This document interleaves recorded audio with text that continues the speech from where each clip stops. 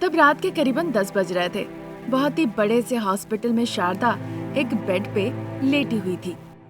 Bed के ठीक बगल में 25 साल की अनामिका एक स्टूल पे बैठी हुई थी। आपको कुछ नहीं होगा, आप परेशान मत होइए, आप बिल्कुल ठीक हो जाएंगी। ऐसा वो कह ही रही थी, तभी प्रसाद टिफिन एक कवर में लेकर वहाँ आते हैं। सॉरी बेटा, ट्रैफिक जाम की वजह से लेट हो गया। अरे अरे कोई बात नहीं है अंकल, मैं तुम्हारे लिए गर्मा गर्म इडली लाया हूँ, खा लो।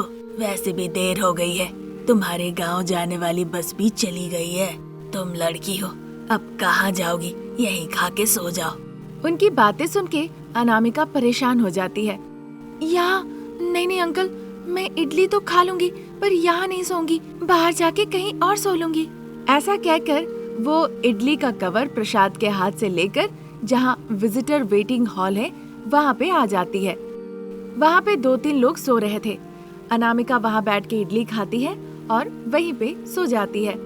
15 मिनट के बाद अनामिका के खर्राटे की आवाज से वहाँ पे जितने लोग सो रहे थे वो डर के मारे उठ के बैठ जाते हैं। पर अनामिका तो बेफिक्र होकर खर्राटे ले रही थी और आराम से सो रही थी। फिर अनामिका के खर्राटे लेने की आवाज उस कमरे से निकल के पूरे अस्पताल में सुनाई देने लगती है। अस्पताल में सभी लोग बहुत डर जाते हैं और अनामिका जो आराम से सो रही थी उसे छुप छुप के देखने लगते हैं। खर्राटे की आवाज सुन के प्रसाद को लगता है कि उनकी पत्नी को परेशानी होगी, इसीलिए वो जाकर दरवाजा लगा देते हैं। साथ ही साथ 100 ग्राम रुई ले जाकर वो शारदा के दोनों कान में डाल देते हैं। साथ ही अपने कान के पास रुई रखकर वो कपड़ा बांध लेते हैं। उसके बावजूद भी अनामिका के खर्राटे की आवाज उन्हें सुनाई दे रही थी। इस बात से वो बहुत परेशान होते हैं और मनी मन गालियाँ देते हैं। एक दिन अपने घर के बाहर के बगीचे में अनामिका के पिताजी बहुत दुखी होकर बैठे हुए थे।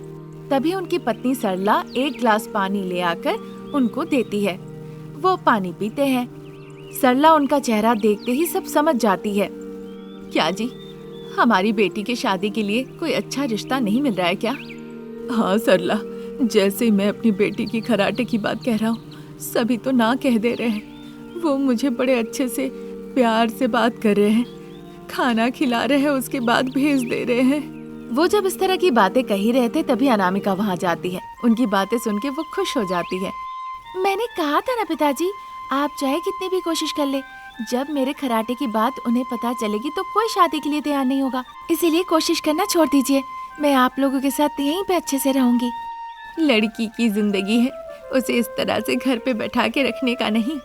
बड़ी होने पर दुल्हन बनना होता है, ससुराल जाना होता है, बहू होकर पत्नी होकर अच्छा भला समझना होता है। फिर तुम माँ बनोगी, फिर सास बनोगी, नानी बनोगी, दादी बनोगी, फिर मर जाओगी। वो तो सही है माँ, पर मेरे खर्राटे की वजह से मुझसे शादी कौन करेगा? जब तक मैं जिंदा रहूंगी आप लोगों के साथ ही रहूंगी, आपके बिना मेरा कौन है? वो इस तरह से कह रही थी और रो रही थी। तभी उनके घर के सामने आके गाड़ी रुकती है। गाड़ी के अंदर से प्रसाद, शारदा और उनका बेटा रमेश उतर आता है। फिर वो सभी लोग उनके सामने आके खड़े होते हैं। नमस्ते अंकल, आंटी, कैसी हैं आप? आइए आइए अंदर आइए। इस तरह कहकर वो नारायणा के पास ले आती है। नारायणा बिस्तर से उठ के खड़े हो जाते हैं।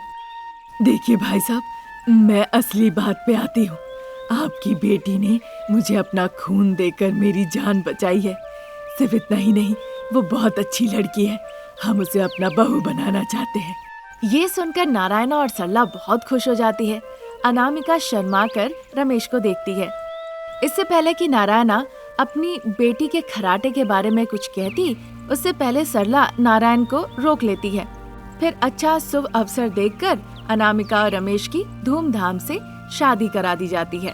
फिर जैसी ही शादी होती है, अनामिका और रमेश सुहागरात मनाने के लिए गेस्ट हाउस जाते हैं। वो दोनों थोड़ी देर प्यार भरी बातें करते हैं, फिर सो जाते हैं। उस रात अनामिका के खर्राटे की आवाज से रमेश बहुत ज्यादा डर जाता है। अनामिका को इस तरह से बेफिक्र होकर सोते देख रमेश को उस पर बड़ा गुस्सा आता है। वो भागते हुए बाहर निकल आता है और जाके स्विमिंग पूल में कूद जाता है। इसी तरह वो पूरी रात वहीं पे गुजारता है। फिर जब रमेश का फोन बजने लगता है, वो ले आकर रमेश को देती है। हाँ सर, मैं जरूर जाऊंगा। अमेरिका क्या, मैं तो पाकिस्तान चला जाऊंगा। 1 हफ्ते, 1 महीने, 1 साल के लिए भी हो तो मैं जरूर जाऊंगा सर, कहकर वो फोन रख देता है। ये सुनकर अनामिका बहुत परेशान हो जाती है। मेरे खर्राटे से आप परेशान हो गए, बर्दाश्त नहीं कर पाए, इसीलिए आप मुझसे दूर जाने की बातें कर रहे हैं ना? रमेश से पूछने पर बिना कुछ कहे वहाँ से वो चला जाता है। 3 रात गुजारने के बाद रमेश अनामिका के साथ घर लौट आता है। शारदा और प्रसाद गौर करते हैं कि उनके चेहरे पे कोई खुशी नहीं है। माँ, पिताजी, ऑफिस के काम की वजह से मैं अमेरिका जा रहा हूँ। काम खत्म करके लौट आऊंगा। अनामिका, अपना ख्याल रखना। कहकर चला जाता है। अब चूंकि बहू अकेली है, उसे डर ना लगे, इसलिए सासू माँ शारदा उसके पास आके सो जाती है। सास बहू खुशी खुशी काफी देर तक बातचीत करती है, फिर दोनों सो जाती है। ठीक 1 घंटे के बाद अनामिका के खर्राटे की आवाज से शारदा डर के मारे अकबका के उठ के बैठ जाती है। हाय भगवान, इसने मुझे खून दिया था, इस खुशी में मैंने इसे अपना बहू बना लिया। अब ये इस तरह से खर्राटे क्यों ले रही है? मुझसे बर्दाश्त नहीं हो रहा है। वो सोच ही रही थी, तभी प्रसाद भागते हुए अपने कमरे से सीधा बहू के कमरे में आ जाते हैं। शारदा दरवाजा खोलती है, फिर दोनों अनामिका के खर्राटे की बात करने लगते हैं। शारदा बाथरूम में जाके झरना के नीचे बैठ जाती है। तब तक प्रसाद घर के बाहर कार में जाके सो जाते हैं। इसी तरह दिन निकल रहे थे। जैसे ही रात होती थी, शारदा और प्रसाद अनामिका को देखकर ही डर जाते थे। अनामिका इस बात को गौर कर रही थी। फिर एक दिन शांति के लिए शारदा और प्रसाद मंदिर जाते हैं। उस बीच अनामिका नींद की दवाइयाँ लेकर हॉल में बेहोश होकर पड़ी रहती है। आधे घंटे बाद शारदा और प्रसाद घर आके देखते हैं अनामिका बेहोश है। जल्दी से उसे अस्पताल ले जाते हैं। 1 घंटे बाद डॉक्टर साहब आके कहते हैं, सारे स्लीपिंग पिल्स निकाल के साफ कर दिए हैं। थोड़ी देर बाद आप जाके उससे मिल सकते हैं। थोड़ी देर बाद शारदा और प्रसाद अनामिका से मिलने जाते हैं।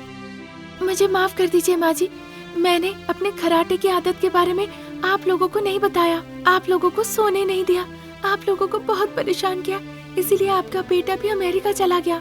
इस बात से अनामिका भी बहुत शर्मिंदा और दुखी है। ये बात उन लोगों को समझ में आती है। अगले दिन ही रमेश अमेरिका से लौट आता है और उन्हीं के साथ रहने लगता है। फ्रेंड्स, मेरे खर्राटे से मैं बहुत ज्यादा परेशान हूँ। अगर आपके पास कोई उपचार है तो मुझे कमेंट सेक्शन में लिखकर बताइए ना। शहर का सबसे भीड़ भाड़ वाली जगह वो है डोसा का रेस्टोरेंट। रेस्टोरेंट के सामने बेटी भव्या का हाथ पकड़े और कंधे में बैग लेकर खड़ी थी अनामिका और देख रही थी। तभी वहाँ उसकी दोस्त मानसा आती है मुस्कुराते हुए। आओ अनामिका, यहाँ क्यों खड़ी हो? चलो अंदर चलते हैं। फिर वो अनामिका की बेटी भव्या को गोद में ले लेती है। हाय भव्या, कैसी हो तुम? हाय आंटी, मैं अच्छी हूँ।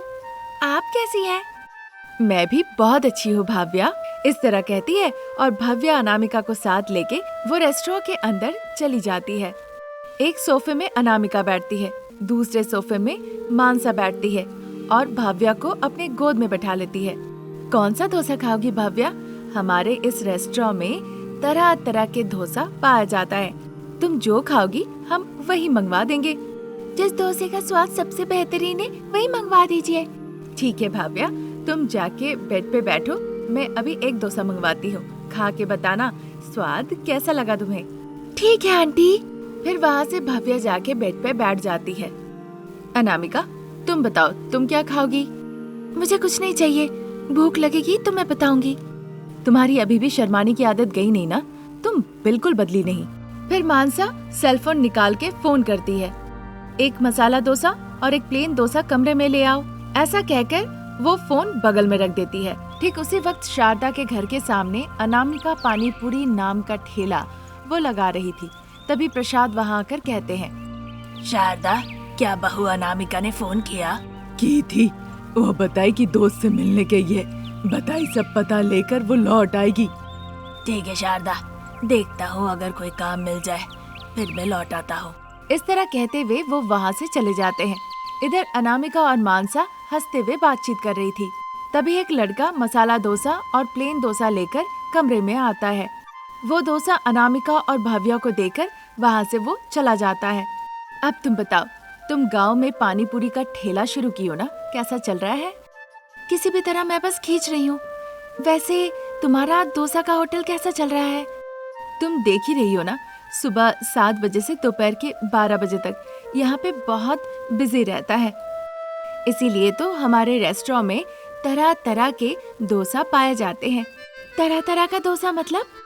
पहले बताओ तुम कितने तरह के डोसा जानती हो? मानसा के पूछने पे अनामिका जितना तरह का डोसा जानती थी वो बताती है। यहाँ पे डोसा के अलावा भी तरह तरह के डोसा बनाए जाते हैं। कुछ डोसा फलों से बनाए जाते हैं, कुछ डोसा आइसक्रीम से।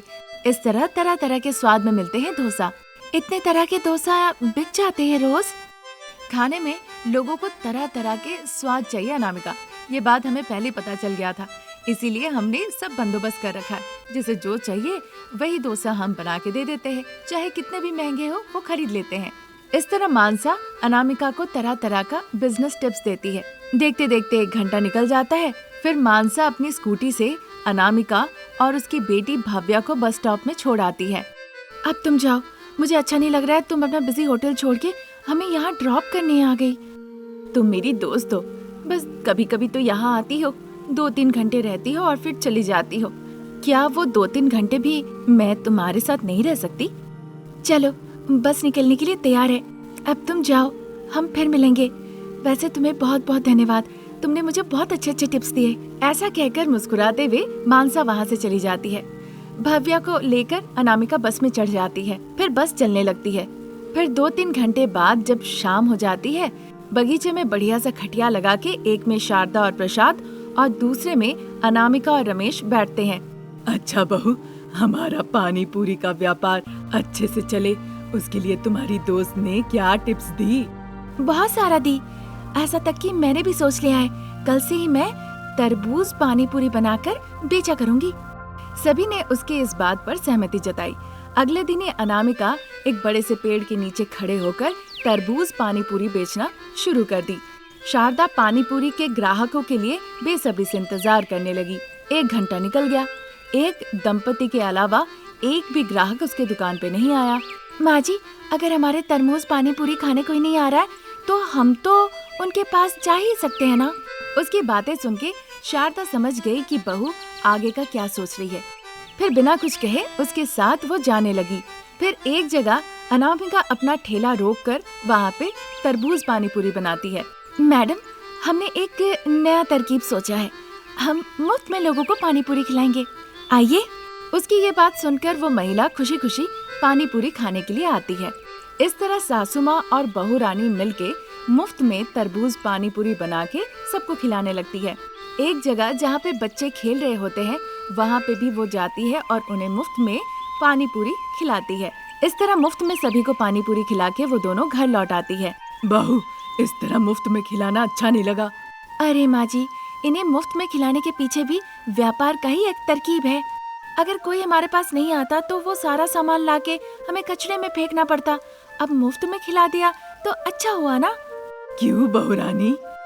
कोई भी नया स्वाद लोग पैसे लगाकर नहीं खाते। अगर हम उन्हें मुफ्त में खिलाएंगे तो वो एक बार जरूर ट्राई करेंगे। आहा बहू, जब से तुम अपनी दोस्त से मिली हो तुम्हारा ब्रेन भी काम करने लगा है। आज मुफ्त में खिलाएंगे तो वो खाएंगे और पसंद आ गया तो कल वो खुद खाने आएंगे, है कि नहीं? हाँ माँ जी, जितने लोग हमारे पानी पूरी को पसंद करेंगे उतना ही हमारा व्यापार आगे बढ़ेगा। अनामिका की ये बात सुनकर शारदा बहुत खुश होती है। इसी तरह दिन निकलने लगते हैं। धीरे धीरे अनामिका के पानी पूरी के ग्राहक अब बढ़ने लगे और इसी के साथ उनकी कमाई भी बढ़ने लगती है। जो पैसे वो कमाते हैं उससे अब उनका परिवार सुखी सुखी जीवन बिताने लगता है। इस तरह मानसा के दिए हुए व्यापार के तरकीबों को अनामिका ने बहुत अच्छे से अपने व्यापार में प्रयोग किया और उन तरकीबों को प्रयोग करके उसका तरबूज पानी पूरी का व्यापार आसमान छूने लगा। अच्छे पैसे आने लगे और उनका जीवन सुखमय हो उठा। आज की कहानी यहीं तक। नई कहानी लेके जल्द हाजिर होंगे। नमस्कार।